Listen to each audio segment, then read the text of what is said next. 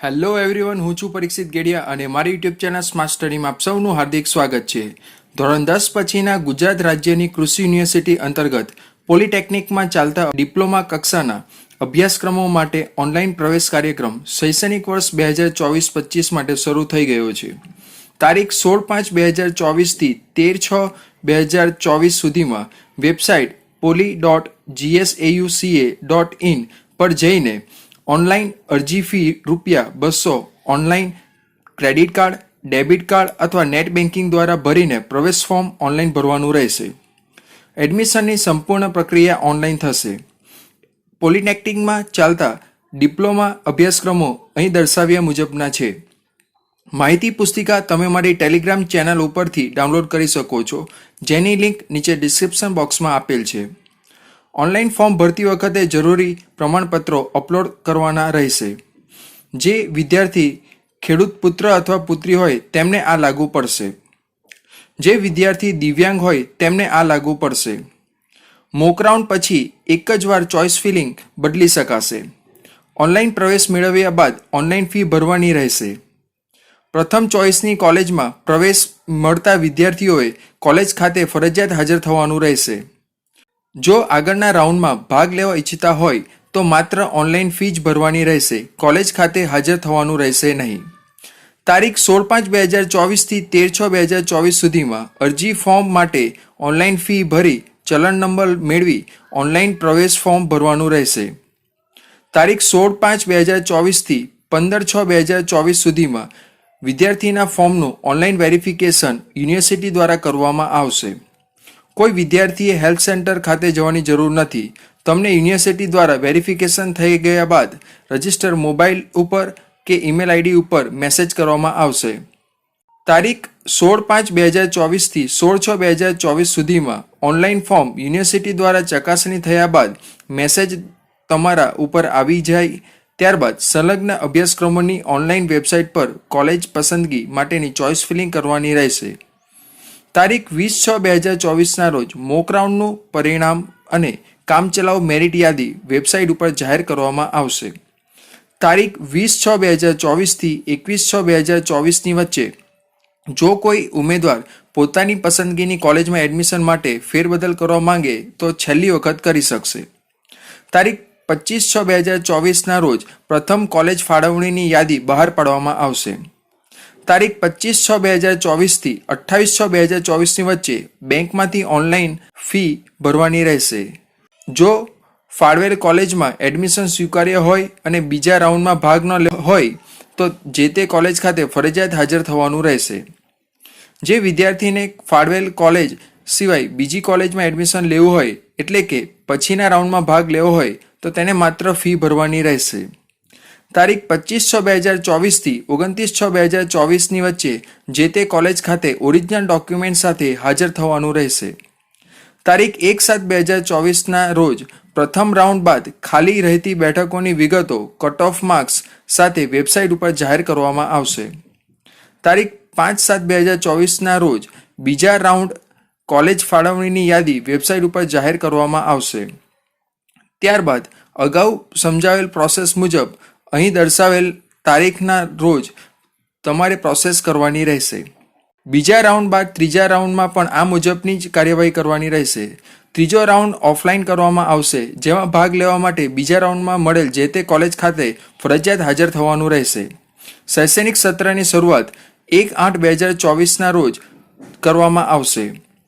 શૈક્ષણિક સત્ર શરૂ થયા બાદ પ્રવેશ મેળવેલ કોલેજમાં ઉમેદવારે કોલેજના શરૂઆતના 15 દિવસ ગેરહાજર રહેશે તો તે પ્રવેશ આપોઆપ રદ થશે અને ખાલી થયેલ સીટ નિયમાનુસાર બીજા રાઉન્ડમાં ભરવામાં આવશે.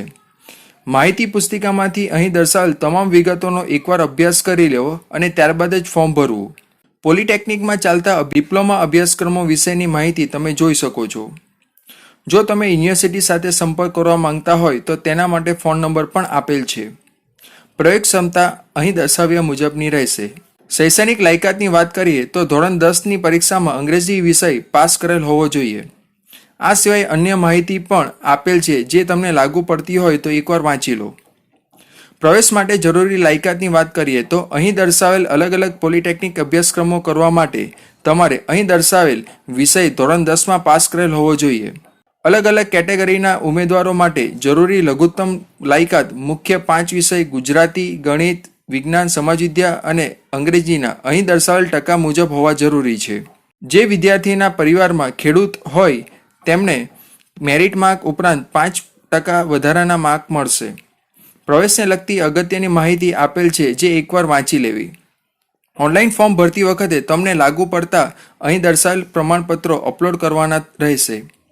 ફીનું ધોરણ તમે જોઈ શકો છો.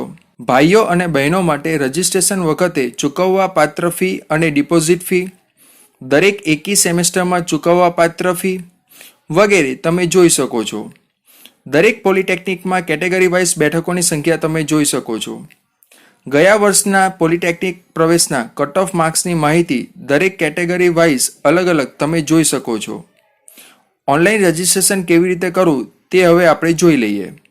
સૌપ્રથમ તમારું વેબ બ્રાઉઝર ઓપન કરી ગૂગલમાં GSAUCA લખીને સર્ચ કરો એટલે આ પ્રમાણે દેખાશે. ત્યારબાદ અહીં ક્લિક કરો. હવે પોલિટેકનિક એડમિશન વેબસાઇટ પર ક્લિક કરો. તમારી એડમિશનની વેબસાઇટ તમે જોઈ શકો છો. અહીં અગત્યની સૂચના આપેલ છે જે દરેક વિદ્યાર્થીએ એકવાર ધ્યાનપૂર્વક વાંચી લેવી. હવે પેમેન્ટ ઓફ ફી પર ક્લિક કરો. તમને લાગુ પડતું બોર્ડ પસંદ કરો. ધોરણ 10ની પરીક્ષા પાસ કરી હોય તે વર્ષ પસંદ કરો. ધોરણ 10ની પરીક્ષા પાસ કરી હોય તે મહિનો પસંદ કરો. બોક્સમાં આપેલું ઉદાહરણ મુજબ તમારો સીટ નંબર લખો. ધોરણ 10ની માર્કશીટ મુજબ તમારું પૂરું નામ લખો. તમારો મોબાઈલ નંબર લખો. તમારી ઈમેલ આઈડી લખો. કન્ફર્મ પર ક્લિક કરો. Online payment net banking, debit card, credit card, UPI દ્વારા કર્યા બાદ જ ફોર્મ ભરી શકાશે. ફી ભર્યા બાદ ફીના ચલણની પ્રિન્ટ કાઢી લેવી. રીપ્રિન્ટ ચલાન પરથી ચલાનની ફરીથી પ્રિન્ટ કાઢી શકાય છે.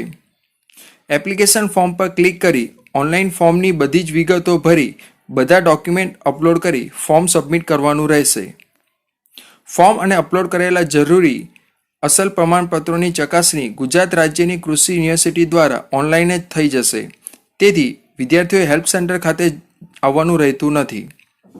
ગુજરાત રાજ્યની કૃષિ યુનિવર્સિટીઓ દ્વારા ફોર્મ વેરીફાઈ થયા બાદ your application form is successfully વેરીફાઈડનો મેસેજ આવશે.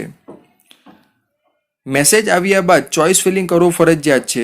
ફોર્મ અથવા અપલોડ કરેલ ડોક્યુમેન્ટમાં ભૂલ જણાશે તો અનવેરીફાઈડ થશે અને યોર એપ્લિકેશન ફોર્મ ઇઝ અનવેરીફાઈડનો મેસેજ આવશે. ત્યારબાદ ચેક એપ્લિકેશન સ્ટેટસમાં ક્વેરી કે ભૂલ જોઈ શકાશે. ત્યારબાદ એડિટ એપ્લિકેશન ફોર્મમાં જઈ જરૂરી સુધારો કરી ફરીથી ફોર્મ ઓનલાઈન સબમિટ કરવાનું રહેશે. બાદમાં તે ફરીથી વેરીફાઈ થશે અને your application form is successfully વેરીફાઈડનો મેસેજ આવશે. મેસેજ આવ્યા બાદ ચોઇસ ફિલિંગ કરવું ફરજિયાત છે.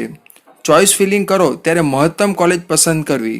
મોક રાઉન્ડ જાહેર થયા બાદ ફરી એકવાર કોલેજોની પસંદગીમાં સુધારો વધારો પ્રથમ રાઉન્ડ પહેલાં કરી શકાશે. યુનિવર્સિટી દ્વારા તબક્કાવાર મેરિટ નંબર તથા બેઠકની પસંદગીના આધારે પ્રવેશ આપવામાં આવશે. જે ઉમેદવારોને પ્રવેશ મળેલ હોય તેઓએ online debit card, credit card, net banking દ્વારા નિર્ધારિત ફી ભરવી ફરજિયાત છે.